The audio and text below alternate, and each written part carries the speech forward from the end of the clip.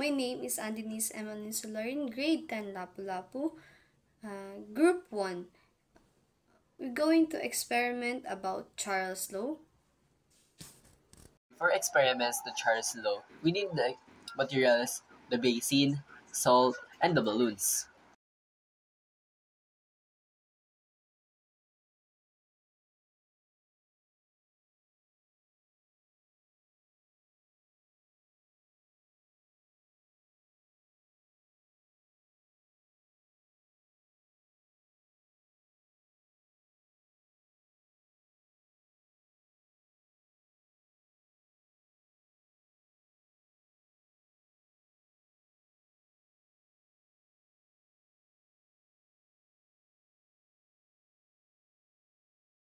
We need to observe what will happen to hot water and cold water.